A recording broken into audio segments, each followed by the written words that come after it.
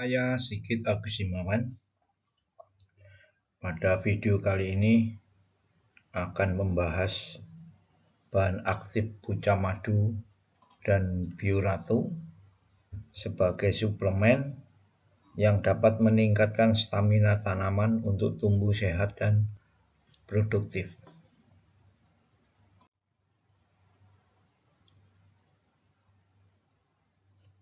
Ini Pak Susilo, kesan setelah menggunakan pucak madu bagaimana Pak?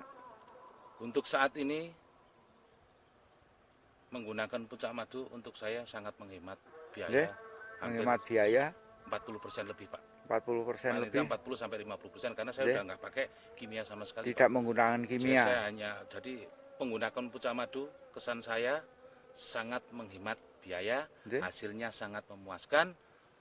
Jadi menurut saya petani silahkan mencoba. Sebelum mencoba jangan percaya, silahkan tanya saya yang sudah menggunakan. Assalamualaikum, selamat sore Sobat Tani dan rekan penyuluh sekalian. Sore hari ini kita berkunjung ke kelompok tani Karya Basuki, Kampung Campur Sari, Kecamatan Kalisayan. Ini kami ketemu dengan Mbah Warno, petani cabai. Mungkin sedikit akan berbincang dengan Mbah Warno. Assalamualaikum Mbah. Waalaikumsalam Pak. Dipun kabari. Baik. Kemarin dapat bantuan dari pemerintah Kabupaten Bero, pupuk Hayati pucak madu. Nggih, niku nggih. Nah, ini pupuk Hayati nggih. Sudah diaplikasikan nggih? Sudah. Aplikasikan ke tanah ya. Ke tanah. Nggih. Menurut pengalaman jenengan, pemakaian pucak madu ini pengaplikasian di tanah. Mungkin kita tanya di tanahnya dulu. Kondisi tanahnya gimana setelah menggunakan aplikasi pucak madu ini, Pak? Tanahnya itu bagus, Pak. Bagusnya pripun? Bagusnya itu bisa mawur pero gitu loh. Oh, mawur nggak bantat itu ya? Nggak bantat. Kalau sebelum aku pakai pucak madu ini dia bantat keras, kayak basah-basah. Itu ya ini mawurnya mawur kering. Terus temperaturnya hangat-hangat ngoten. Nah, hangat ini mungkin nih. Apa itu namanya? Ini sedang bekerja. Bakterinya bekerja. Ini sekitar 15 sampai 20-an ribu pokok nggih. Ini selain menggunakan pupuk pucak madu, pakai pupuk kimia mboten? Mboten. Pakai Tapi yang sebelah sana, yang ini. Yang ini enggak? Enggak, khusus ini Pak ini. Oh, ini khusus ini. Tapi secara produksi pripun hasilnya? Hasilnya bagus juga. Bagus juga. Di tanaman itu enggak kebanyakan penyakit, enggak kebanyakan jamur. Loh, padahal ini kan curah hujan hampir 1 bulan full nggih. Full nih. Enggak ada serangan jamur. Enggak ada. Kadang-kadang ini air sampai atas ini, Pak. Air sampai sini tenggelam. Tapi enggak ada serangan jamur ya. Sehat nih. Wah, luar biasa ini. Jadi ini tanaman cabai. Menurut Pak Warno, dilihat dari tanahnya gembur, tidak bantat.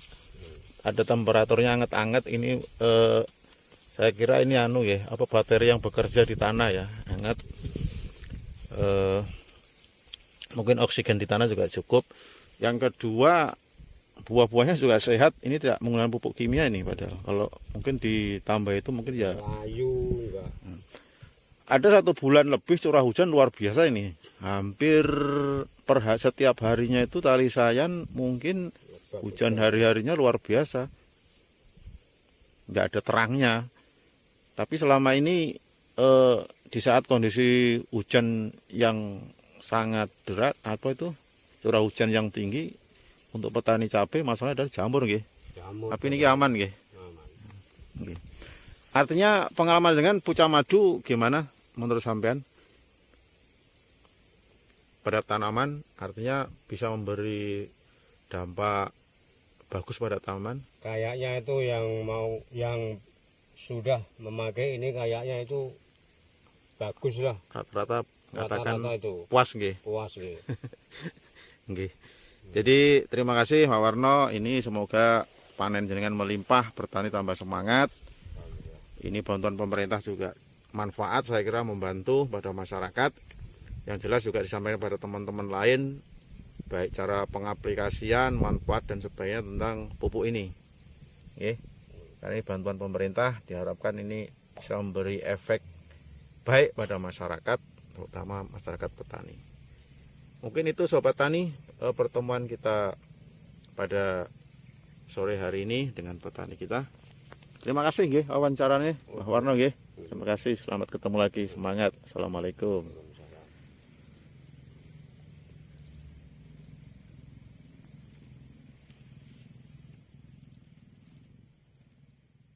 Telah kita ketahui bahwa unsur-unsur hara makro yang dibutuhkan tanaman adalah nitrogen, fosfat, kalium, karbon, hidrogen, dan oksigen, di mana nitrogen, fosfat, dan kalium diserap tanaman melalui akar, karbon dan hidrogen diserap lewat daun dan akar, oksigen diserap lewat akar dan daun. Saya tunjukkan proses nitrifikasi setelah petani memupuk nitrogen yang berasal dari pupuk urea, ZA maupun NPK.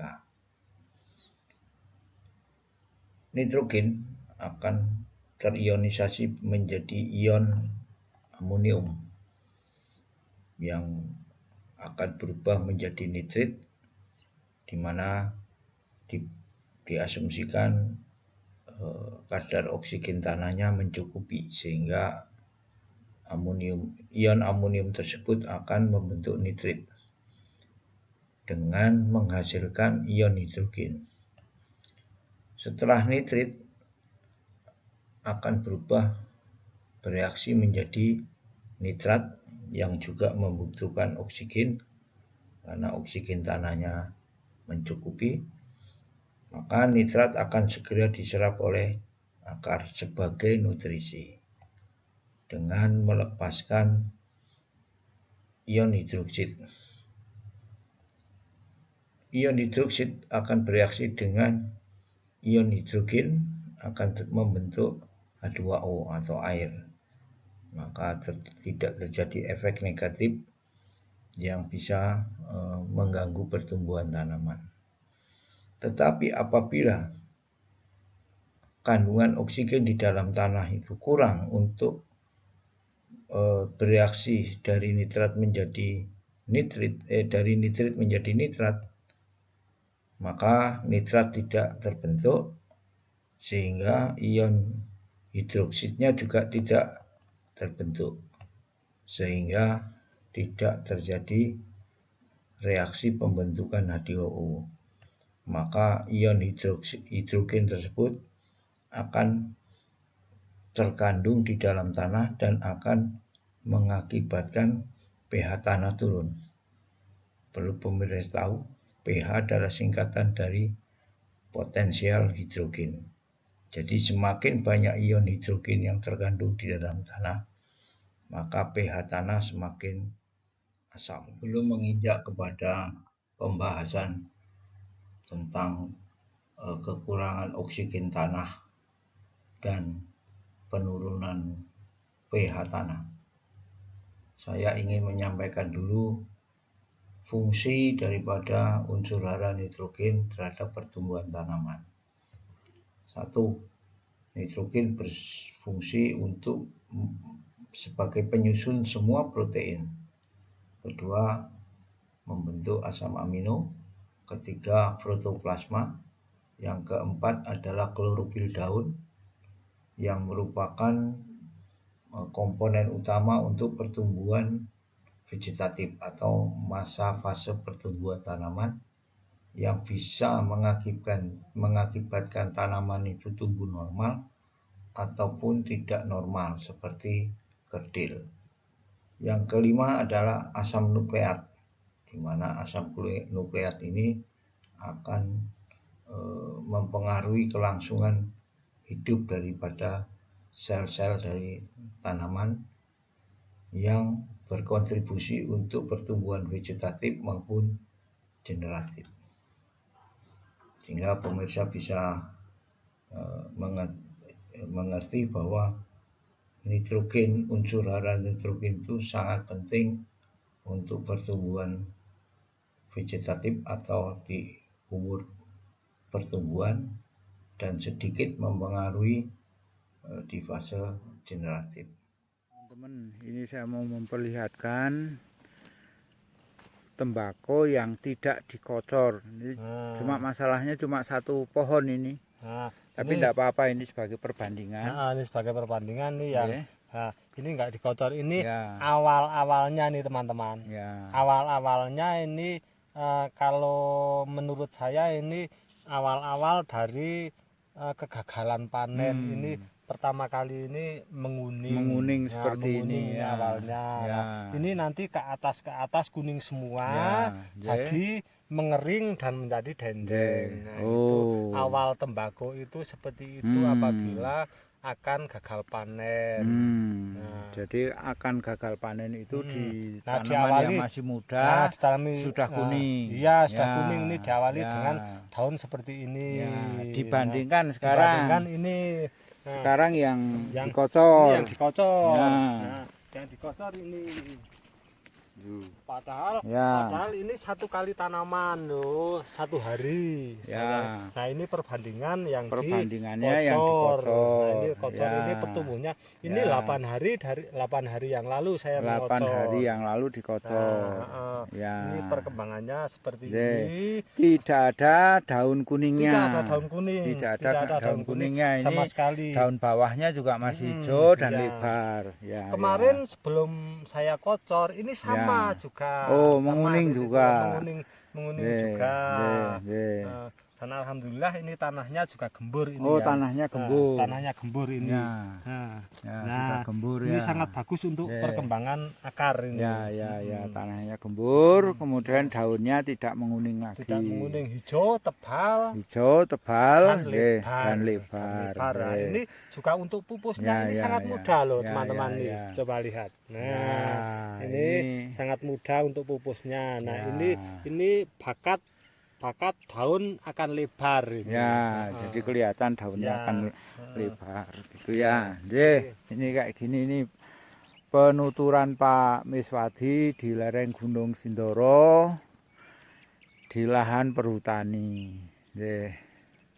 Terima kasih sekali, ini suasana bagus, suasana hijau, suasana enak di lokasi. Berikut saya sampaikan perbedaan tanah keras dan tanah yang gembur, di mana pemirsa bisa lihat bahwa tanah yang keras tidak dapat dengan maksimal menyimpan udara atau oksigen dan juga menyimpan air, karena air segera turun ke bawah atau menggenang. Berbeda dengan tanah yang gembur. Tanah yang gembur akan lebih banyak dapat menyimpan udara dan juga menyimpan air. Maka sangat penting dari uraian ini bahwa setiap kita mau menanam, maka kegemburan tanah harus tetap terjaga supaya bisa memaksimalkan kandungan oksigen di dalam tanah dan kandungan air di dalam tanah di sekitar akar. Pucak madu dan bioratu yang merupakan pupuk hayati yang berbahan aktif mikroba, di mana kandungan mikroba yang ada di pucak madu dan bioratu adalah seperti Aspergillium, Azotobacter, Pseudomonas sp, Bacillus sp, dan Actinomycetes, yang dalam metabolismenya di dalam tanah setelah diaplikasi akan melepaskan bahan aktif, melepaskan biofilm sebagai perekat partikel tanah yang kecil. Seperti pemirsa bisa lihat di animasi ini, sehingga perekat tersebut dapat mengikat menjadi butiran yang lebih besar, yaitu agregat tanah. Untuk itu dengan aplikasi Bocah Madu dan Bioratu dalam waktu cepat akan dapat mempergembur tanah atau menggemburkan tanah, sehingga tanah tersebut akan memiliki kandungan oksigen yang lebih besar dan dapat menyimpan air yang lebih besar.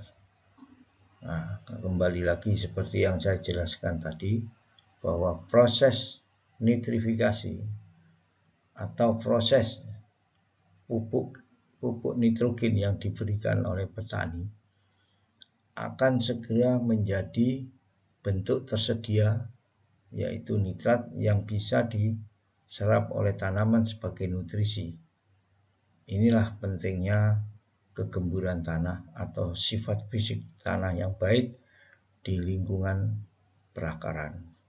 Dan itulah yang menjadi manfaat atau fungsi daripada Bocah Madu dan Bioratu, dapat memperbaiki sifat fisik tanah agar supaya pupuk nitrogen yang diberikan oleh petani sebagai pemupukan untuk dapat menjamin ketersediaan unsur hara nitrogen sebagai nutrisi tanaman.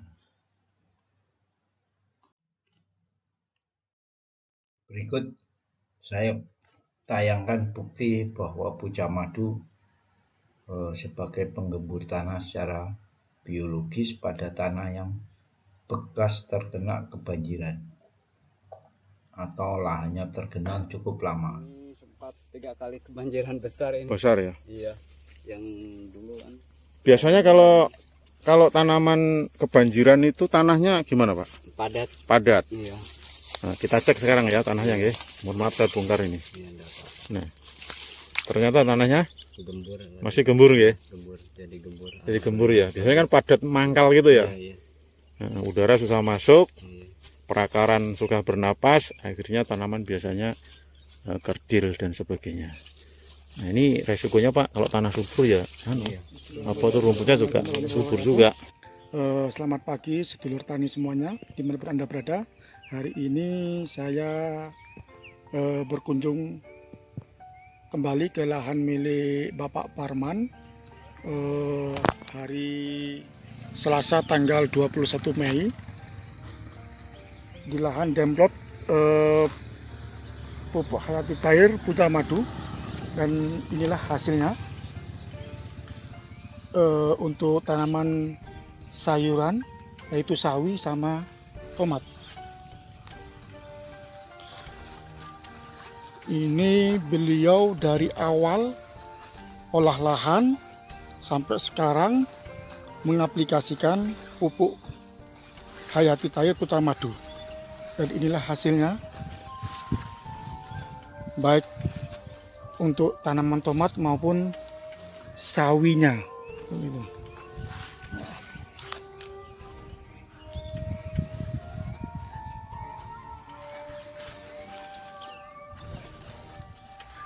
Cukup bagus sekali pertumbuhannya.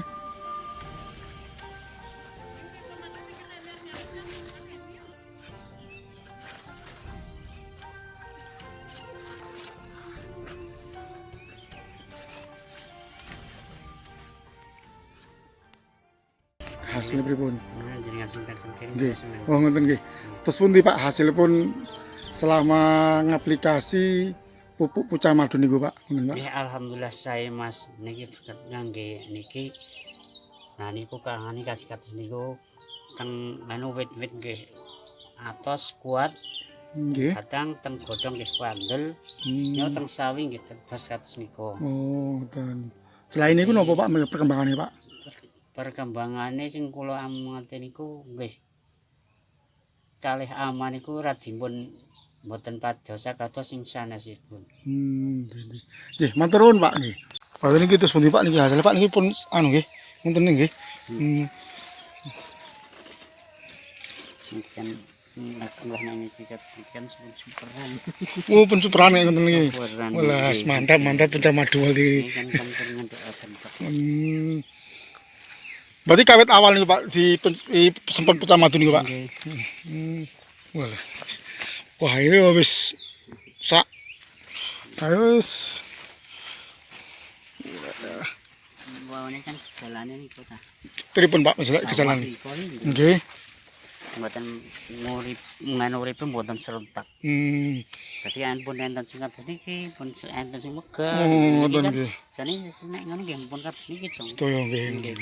Ngoten nggih. Wah nggih. Niki nggih lomboke nggih. Lombok iki eman-eman niki Pak, lombok niki kiyupan. Mboten dirempel niki. Mboten niki paling seminggu melih kan niki potong. Berarti niki efeknya pucah madu berarti Pak niki Pak. Di lokasi yang sama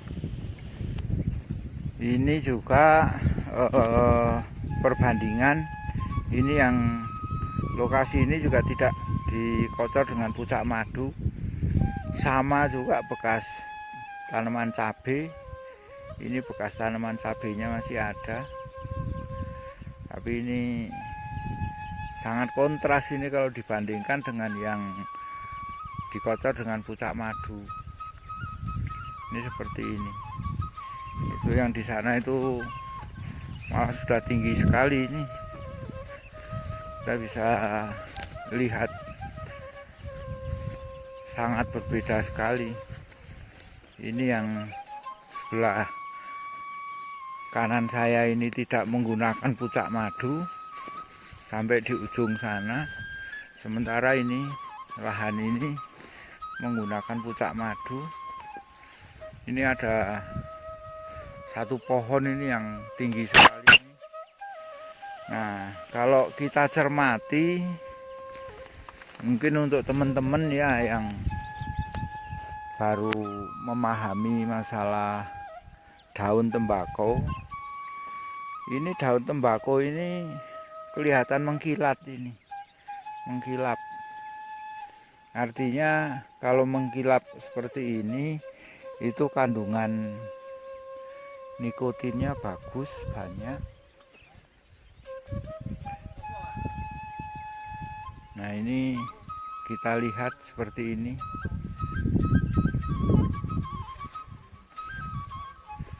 Daunnya tumbuh dengan baik.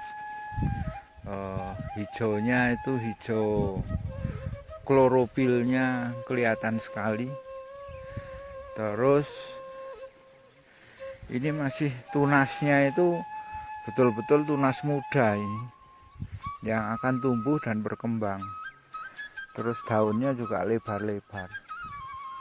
Artinya ini kan produktivitasnya bisa lebih bagus, lebih banyak nanti hasilnya. Terima kasih, demikian laporan saya, review saya hari ini tanggal 5 Juni 2024. Ini saya di lokasinya Pak Slamet di Pager Gunung, Kecamatan Bulu, Kabupaten Temanggung. Ini tanaman tembakau ini sudah dikocor pakai pucak madu sekali. Ini yang dikocor pucak madu sekali, pertumbuhannya seperti ini. Batangnya besar, daunnya juga tebal, ini lebar juga. Cuma ini sayangnya yang punya nggak ada. Nek sing kula ningen sinten? Oh, nah ini kita lihat perbandingannya.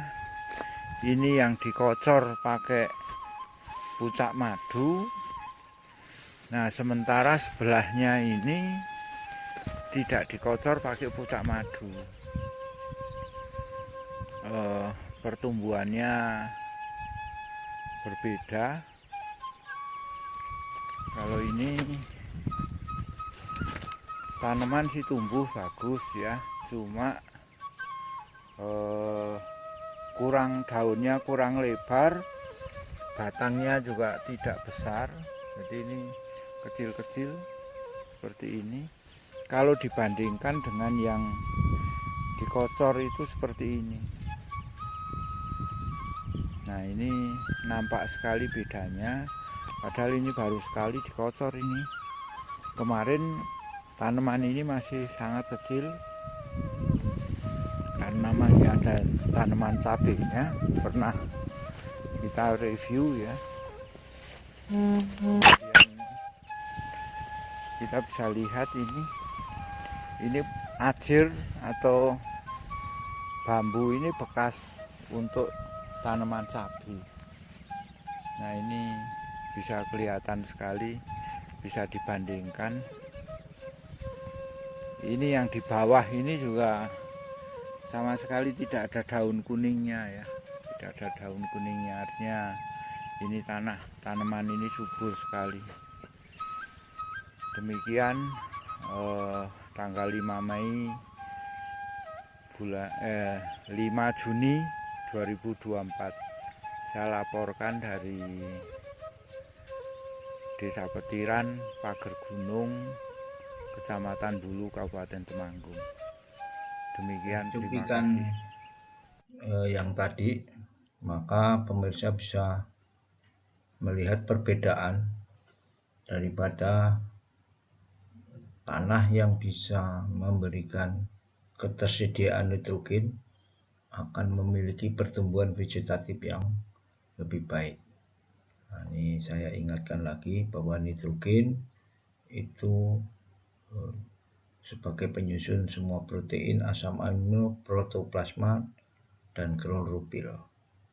Nah, dengan aplikasi Puja Madu, maka tanah akan memiliki KTK yang lebih tinggi, sehingga proses pupuk nitrogen yang berasal dari urea, ZA maupun NPK akan segera terbentuk menjadi nitrit dan segera terbentuk menjadi nitrat. Karena tanahnya gembur, maka oksigennya itu mencukupi, sehingga pertumbuhan vegetatif itu lebih baik daripada yang kontrolnya atau daripada yang tidak di aplikasi Puja Madu.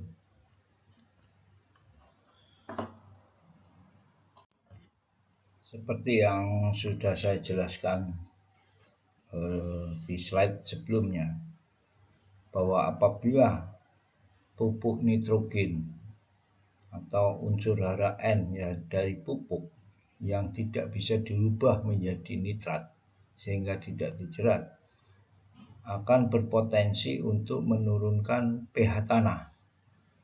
Nah, di mana pada slide ini akan saya jelaskan apa dampak apabila tanah itu ber-pH rendah atau asam. Nah, di sini tabel yang sudah lama kita kenal. Ini saya potong hanya untuk hara makro aja, nitrogen, fosfat, dan kalium.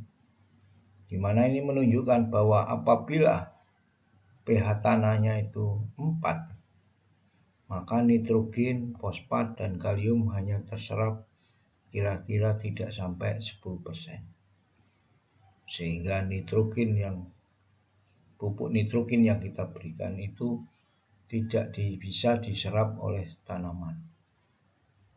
Sehingga kita sudah merasa pupuk hara makro yang cukup, tetapi tanaman tumbuhnya seperti kekurangan nutrisi. Nah, ini kemungkinan besar, dan saya pastikan bahwa tanah di sekitar perakaran dari tanaman tersebut ber-pH rendah.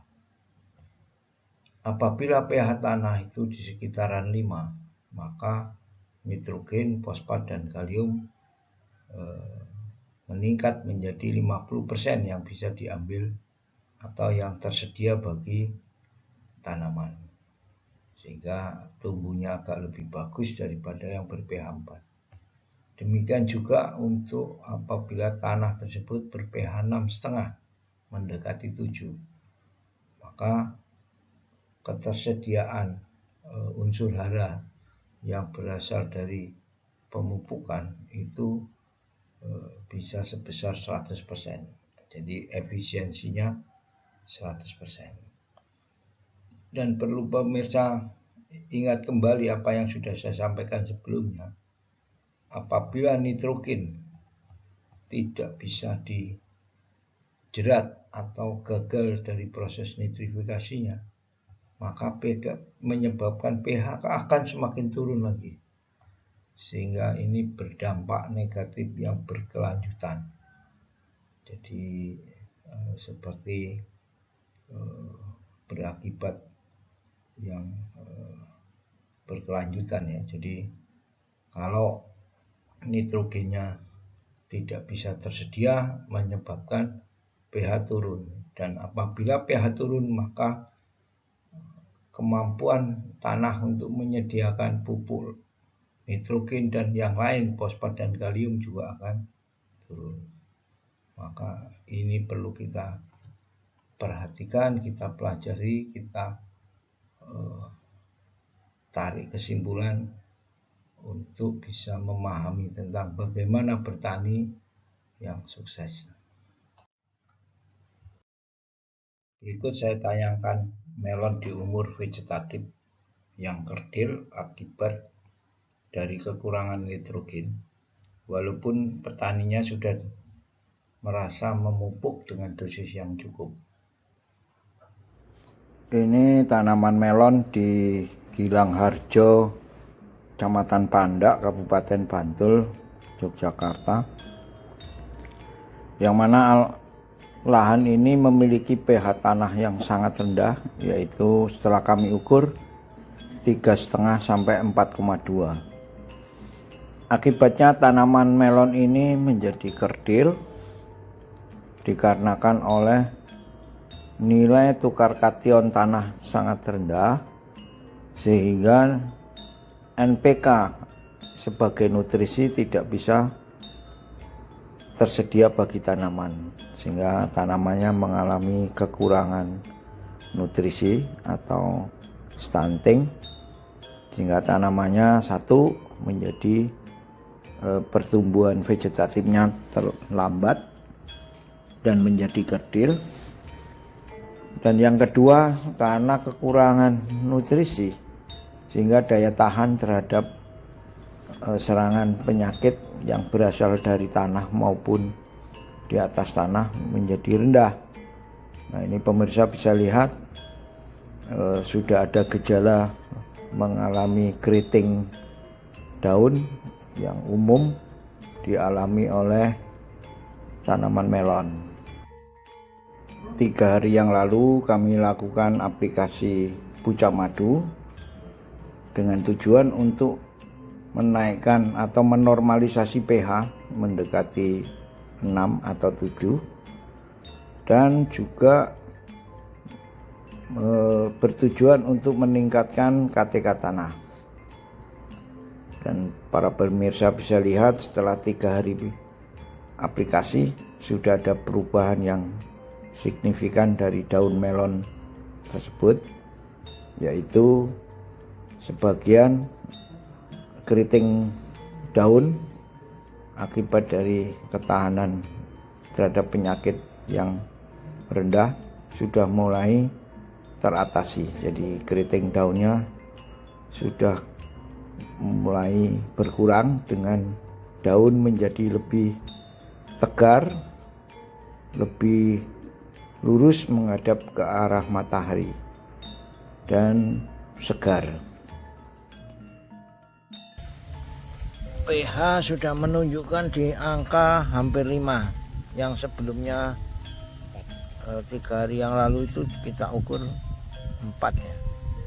Jadi aplikasi Pucamadu dalam tempo 3 hari sudah bisa menaikkan 1 digit dari 4 ke 5. Berikut saya jelaskan proses ketersediaan fosfat bagi tanaman dan peranannya. Maksudnya proses dari pemupukan pupuk-pupuk fosfat terurai di tanah menjadi fosfat tersedia sehingga bisa dijerat oleh tanaman dan fungsinya. Fosfat dalam hal ini saya gambarkan, saya wakilkan dari SP36 yang diaplikasi ke tanah itu belum tersedia bagi tanaman. Butuh proses berikutnya dengan bantuan ada air dan bakteri pelarut fosfat yang menghasilkan enzim fosfatase. Maka akan terbentuk fosfat tersedia yang bisa dijerat oleh tanaman. Apabila tidak ada bakteri pelarut fosfat maupun air, maka SP36 masih terdeposit atau tertinggal di tanah yang tidak bisa dijerat oleh tanaman. Sehingga ada kemungkinan tanaman tersebut kekurangan nutrisi dalam bentuk hara fosfat.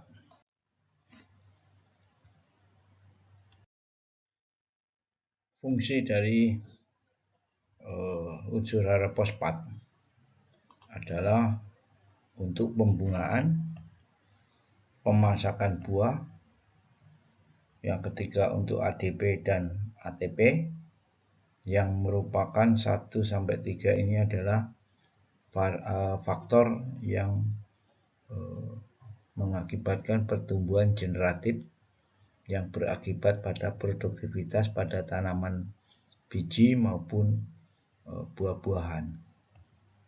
Dan juga fosfat akan membentuk asam nukleat yang berfungsi untuk RNA maupun DNA demi untuk kelangsungan hidup sel yang berpengaruh kepada pertumbuhan vegetatif dan generatif. Tayangan berikutnya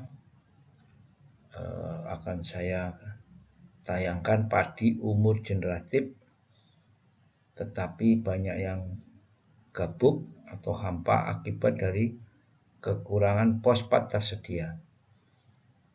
Nah, ini diagnosanya atau penyebabnya kebanyakan dikira ini akibat dari penyakit blast yang mengakibatkan bulir padi itu menjadi hampa. Padahal belum tentu, bisa saja akibat dari kekurangan fosfat tersedia. Jadi maksudnya walaupun sudah dipupuk fosfat seperti SP36 maupun NPK, tapi apabila tidak dirubah oleh tanah menjadi fosfat tersedia, maka tanaman tetap kekurangan unsur hara fosfat sehingga mengakibatkan padi itu hampa seperti ditunjukkan kepada slide berikut ini. Ini penampakan lahan padi sawah di Cikarang, Kabupaten Bekasi di tahun kemarin, yaitu tahun 2023. Itu terjadi masalah seperti ini di hamparan yang sangat luas, di mana gabahnya ini gabuk. Dan setelah saya ke sana, saya tanya kepada pemiliknya atau petaninya. Mereka sudah mulai ada masalah dengan di umur vegetatif, di mana mereka lebih banyak menggunakan pupuk urea. Dan setelah sedikit sekali menggunakan NPK yang mengandung atau yang mengandung pupuk fosfat. Setelah saya ukur pH-nya juga hanya 4,2. Di sini saya menyimpulkan, jadi ini bukan kena penyakit yang biasanya penyakit blast yang mengakibatkan gabahnya itu gabuk atau hampa. Ini kalau menurut saya ini sepertinya kehabisan nutrisi terutama di unsur P yang tersedia, unsur fosfat tersedia. Ini sudah kehabisan unsur P tersedia di umur generatif, yaitu pada saat pengisian bulir. Sehingga kantong-kantong gabahnya ada normal, tetapi stamina untuk mengisi bulir itu tidak mampu mengisi secara normal, sehingga gabahnya gabuk. Jadi menurut saya ini bukan karena penyakit, tapi karena cekaman lingkungan, yaitu cekaman kekurangan unsur fosfat tersedia bagi tanaman tersebut.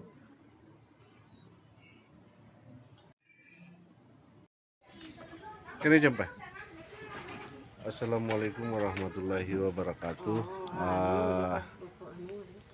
Alhamdulillah Pak, di pagi hari ini inilah hasil panen jagung yang pakai punca madu yang tahun kemarin itu yang 33 karung itu belum dikupas. Nah, panen yang sekarang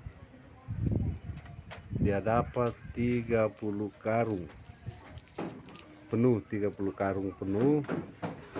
Berarti antara kupas dengan belum dikupas yang sama kulitnya itu selisih cuma berapa, cuma 3 karung. Iya. Nah, inilah salah satu petani yang pakai punca madu.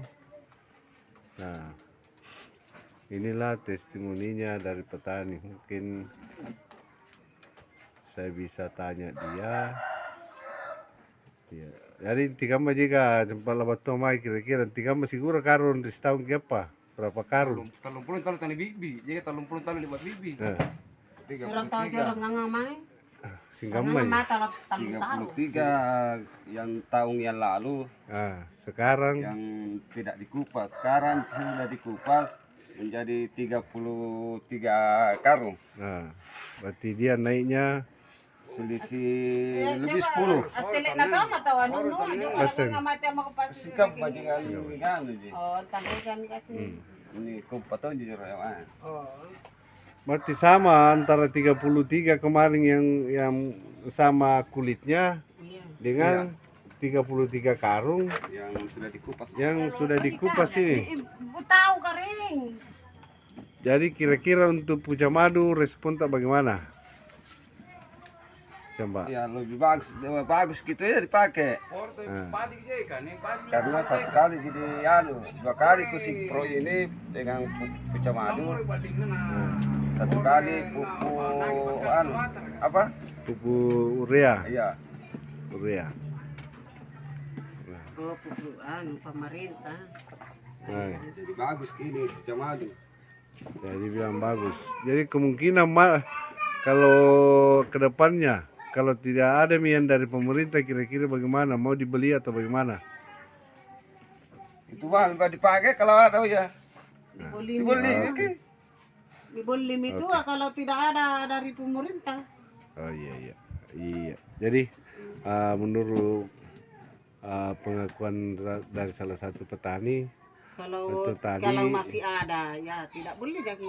Mungkin testimoni saya untuk di pagi hari ini mungkin kalau menurut saya yang lebih bagus dipakai ini pupuk punca madu.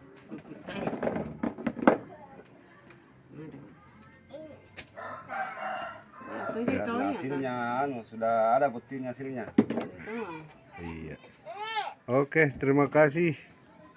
Assalamualaikum warahmatullahi wabarakatuh.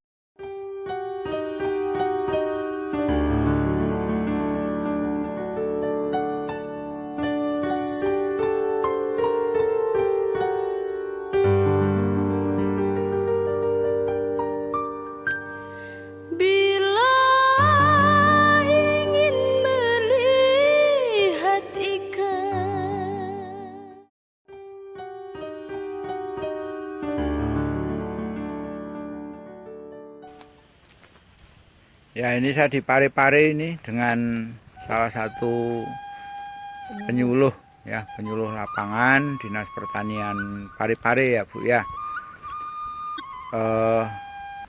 Dengan bantuan pucak madu ini apa pendapat kita Bu? Dengan penggunaan pucak madu ini petani bisa membandingkan penggunaannya ya, alhamdulillah ini sudah dengan kondisi seperti ini, cuaca yang lagi ekstrim gitu ya. Ya pertumbuhan jagung ini masih bisa ya, dengan penggunaan pucak madu. Jadi petani bisa membandingkan yang tidak pakai pucak madu itu pertumbuhannya tidak bagus. Oh begitu ya. Selain tanaman jagung apa Bu yang dipakai di sini? Ada di tanaman horti seperti cabai dan kacang-kacangan. Kacang-kacangan ya. Semua gitu. menggunakan pucak madu. Oke, terima kasih Bu. Ini selamat siang, saya di Parepare ini.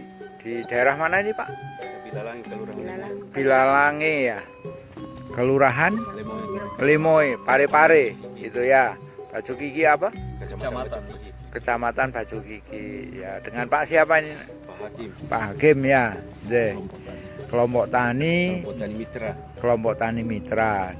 Ya, namanya Pak Hakim ini kebetulan menanam jagung ya. Jagung. Bibitnya apa namanya Pak? NK Perkasa. Oh, itu ya NK Perkasa. Ini yang menggunakan pupuk pucak madu. Terus pendapat kita bagaimana Pak? Ya, kalau pendapat saya Pak, karena barusan juga saya pakai pucak madu, ya alhamdulillah baik. Oh ya, gitu. Dan hasilnya bagus saya lihat. Oh. Dan barusan juga saya tanam jagung NK Perkasa. Kebanyakan saya lihat bertongkol 2. Oh seperti ini ya, tongkol 2 seperti ini ya. Oh ya. Banyak ya yang keluar tongkol 2-nya ya. Biasanya tidak keluar tongkol 2. Ya, biasanya Pak, enggak. Cuma bisi 2 itu biasanya kan memang bisi 2. Ya, namanya juga bisi 2 biasanya 2 gitu. Tapi ini NK Perkasa. Saya heran juga kenapa bisa banyak yang bertongkol 2. Oh. Artinya rezekinya bertambah mungkin ya Pak ya. Alhamdulillah ya gitu ya. Ya, moga-moga ini pucak madu betul-betul bermanfaat toh untuk kita toh. Kalau untuk petugas sendiri gimana Pak? Kita sebagai petugas. Ya, saya terserah Pak, sangat selektif ketika ada sesuatu masuk di wilayah kami. Kebetulan kami adalah koordinator BPP Baju Gigi. Oh, jadi tidak serta-merta saya merekomendasikan ke petani saya ketika saya melihat masih tanda tanya apakah betul-betul sesuai harapan yang labelnya atau bagaimana. Tapi ketika saya lihat bandingkan dengan beberapa pupuk cair atau pupuk organik yang masuk, memang tidak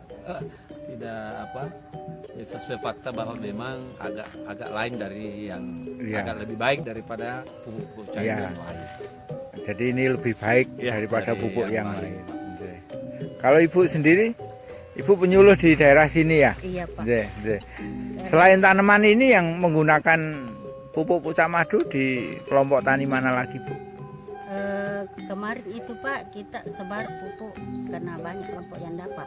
Oh gitu. Termasuk kelompok sebagainya juga yang demo itu termasuk begini juga tamannya Pak. Oh agak gitu. Subur. Agak subur ya. Iya. Banyak ada beberapa. Ada keluhan dari kelompok tani yang menggunakan pucak madu? Enggak Ji Pak. Oh enggak ada. Malah kalau sarang untuk kelompok tani dia bilang alhamdulillah. Oh begitu. Kita sudah pakai pucak madu. Begitu anunya bagusnya. Manfaatnya juga dia agak-agak bagus. Agak bagus ya. Semua kelompok yang dapat Pak kemarin. Oh komentarnya begitu. Ya. Tidak ada komentar yang mengeluh enggak atau ada, enggak ada, alhamdulillah ya Bu ya. Oke, terima kasih ya.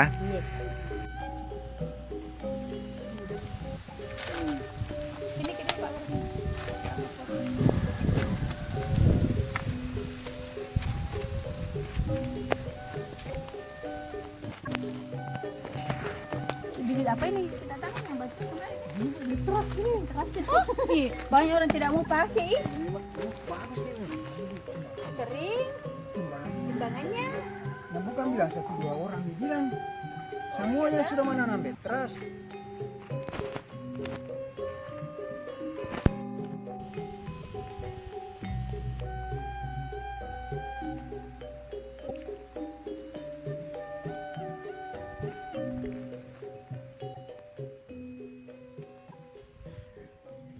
Berikut akan saya jelaskan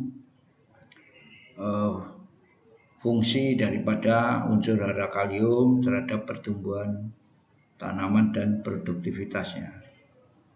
1. Kalium akan memberikan kualitas biji yang baik. Yang kedua, kualitas buah yang baik. Sehingga kualitas biji dan kualitas buah adalah fase pertumbuhan generatif yang menentukan daripada berapa produktivitas dari tanaman yang kita budidaya untuk menghasilkan biji dan buah, seperti beras dengan kalium yang tersedia cukup, maka kualitas gabahnya akan bernas. Begitu juga jagung menjadi padat atau berat bobot per ininya.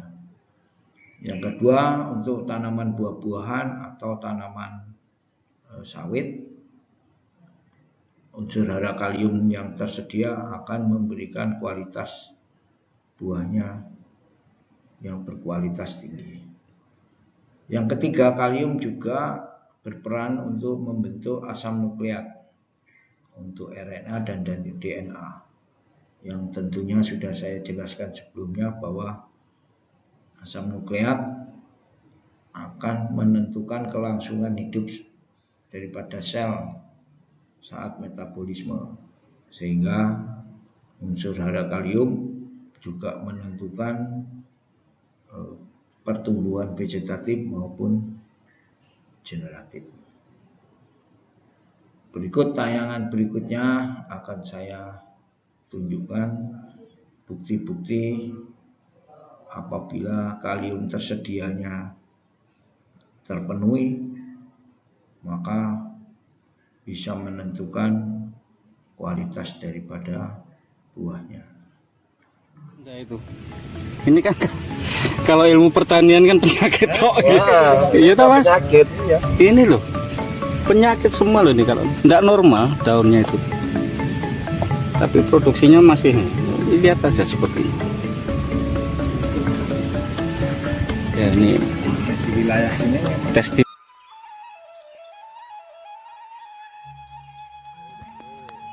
Pengamatan setelah 10 hari.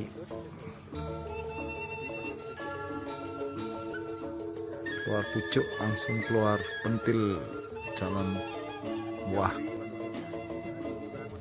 Kintamani. Testimoni. Kembali lagi dengan Pak Wayan Berato dari Kintamani. Pak Wayan, gimana setelah penggunaan Puca Madu? Kurang lebih 10 hari ya Pak ya kita ya, aplikasi. Kurang lebih 10 hari ini sudah dikasih Puca Madu. Ini kok saya terkejut ini pucuknya kok banyak yang keluar dan langsung berisi gini, apa namanya, bunga ini. Dan rasanya kemarin kan nggak seperti ini rasanya. Sekarang lebih manis, padahal ini jeruknya belum matang betul ini.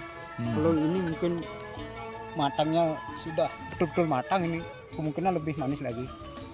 Mantap ya Pak ya. Iya, mantap sekali. Ya, mudah-mudahan nanti lebih banyak cuan.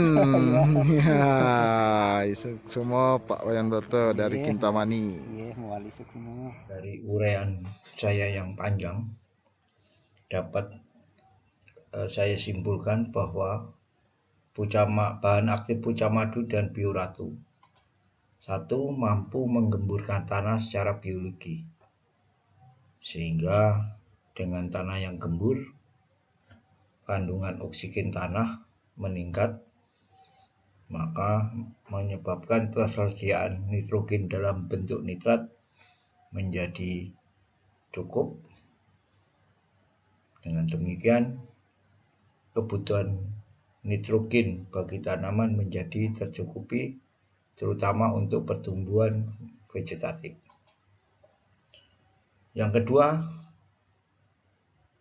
mampu menormalisasi pH tanah, sehingga kemampuan tanah merubah unsur hara dari pemupukan seperti fosfat dan kalium serta hara mikro yang lain menjadi tersedia bagi tanaman dengan berkecukupan, sehingga stamina tanaman untuk tumbuh sampai panen tercapai dengan baik karena nutrisi bisa dijerat dengan sempurna. Yang ketiga, menghemat dosis aplikasi pupuk kimia dengan kenaikan hara tersedia. Itu seperti yang sudah kita lihat bersama cuplikan-cuplikan sebelumnya. Yang keempat, daya tahan terhadap serangan penyakit menjadi tinggi, sehingga penggunaan pestisida yang biasanya banyak digunakan oleh petani-petani sayuran menjadi bisa dihemat, bahkan tidak perlu dilakukan. Demikian kesimpulan dari tayangan saya kali ini. Semoga ini bermanfaat bagi kita semua dan menjadi renungan untuk kita belajar dalam rangka swasembada pangan dan juga menghadapi perubahan iklim yang kita alami selama ini. Terima kasih. Assalamualaikum warahmatullahi wabarakatuh.